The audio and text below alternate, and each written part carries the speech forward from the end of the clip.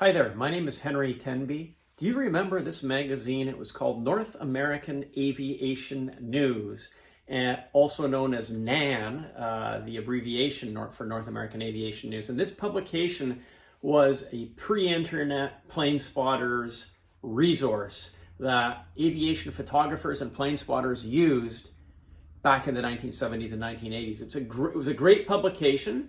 It was originally founded by a group in Ontario called the Ontario Aviation Enthusiast Society. I'm not sure if you can see that. This is some of their earlier publications. And yeah, OAES. And it first came out in 1974 and was then rebranded as North American Aviation News. I believe this is the first NAAN branded publication, and that's from November of 1976. So it evolved over the decades, and this was a great publication. It was actually founded by a spotter in Toronto by the name of Paul Ritchie, and he was the original editor and publisher of the North American Aviation News. And then Tom Norwood took over in the 1980s. Now, North American Aviation News published until 1987. And I was a subscriber myself between 1981 up until the end, up until 1987.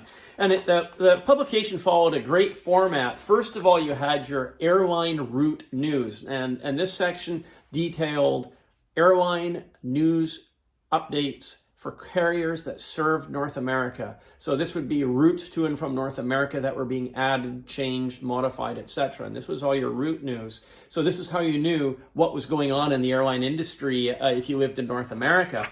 And they also would do a register review. That's this section here, where they would basically go through the Canadian and US registries, and they would look up the aircraft that were added to the register, deleted from the register, change of ownerships, etc.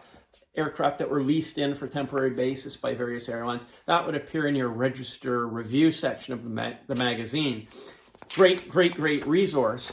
And they would also do highlights on various Canadian and North American built aircraft. For example, this page here is a de Havilland Canada review of the day.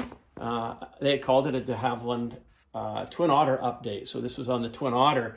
And they had a section here on the 767 inaugural. So they'd have little articles on newsworthy events that were happening of the day. So it was a great publication. I really loved it. And as I say, I subscribed right till the end. And here's your this is a register.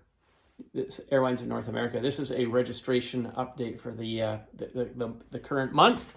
So basically it told you, for example, here, this is neat. It says American Airlines, Boeing 707s, 1, 2, 3, 4, 5. There's about 8 of them, and they were sold to the U.S. Air Force, and they gave the U.S. Air Force registrations right there. 81, which is the year of acquisition, -0897, etc. So this was fantastic to know which airlines were selling which aircraft and where the aircraft were going to. So North American Aviation News also had airport reports at the back, where people such as myself would visit an airport, write down the registrations, and we'd send in an airport report. And airports that had a lot of people visiting them would, of course, have more extensive reports for the month. Pacific Northwest, this would include, Seattle, Boeing Field, Payne Field.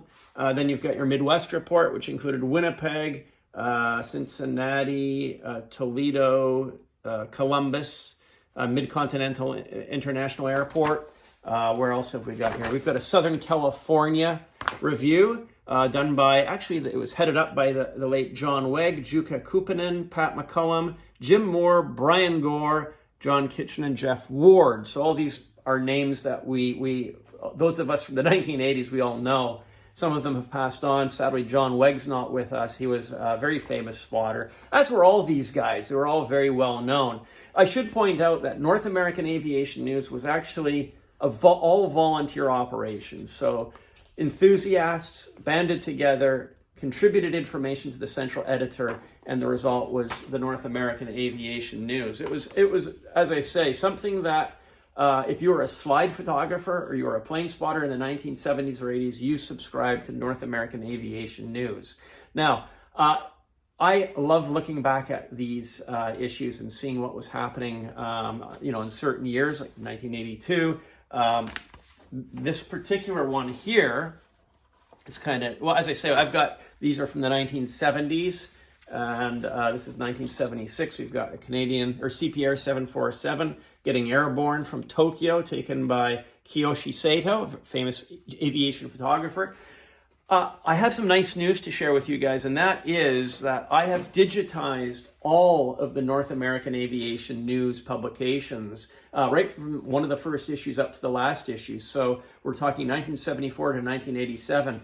And if you'd like to look back and download these issues and have a look back at them, they're all there for you on my Jetflix TV platform. So you just have to go to jetflixtv.com. We've added a library section. So if you click in the library section, you'll see North American Aviation News, and we've broken them all down by year, 1974, 1975, 76, etc.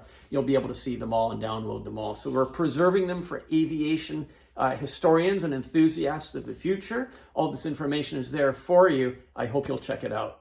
Thank you very much for watching this video. If you enjoyed my video, please do click the thumbs up, and I look forward to your comments. Thanks for watching.